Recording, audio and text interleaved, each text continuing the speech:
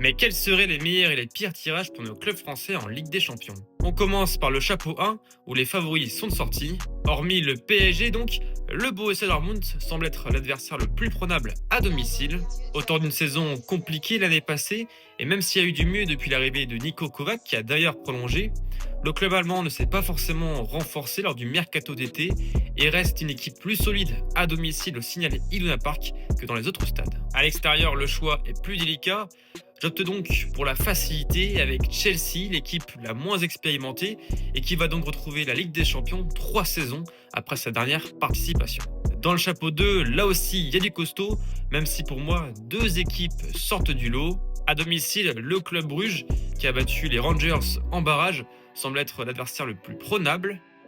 Alors certes, il reste sur une belle épopée 2024-2025, mais ont perdu pas mal d'éléments importants, comme Yachari, parti à l'AC Milan, Talbi à Sunderland, ou encore De Kuyper à Brighton, et potentiellement Ordonez qui est courtisé par l'OM. À l'extérieur, le déplacement idéal pour moi serait d'aller à l'Estadio de la Ceramica de Villarreal. Le sous-marin jaune retrouve lui aussi la LDC et a pris plus de points à l'extérieur qu'à domicile en championnat la saison dernière. Attention tout de même, car les hommes de Marcelino sont actuellement leaders de Liga après 2 victoires à domicile et restent sur 8 victoires de suite en championnat.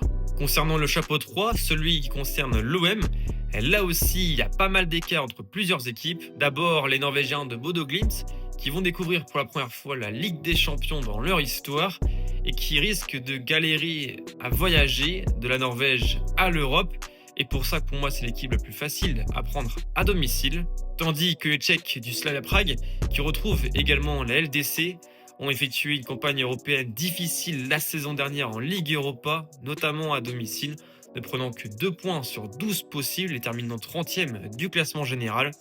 Pour ça que pour moi, ce serait le meilleur déplacement à prendre.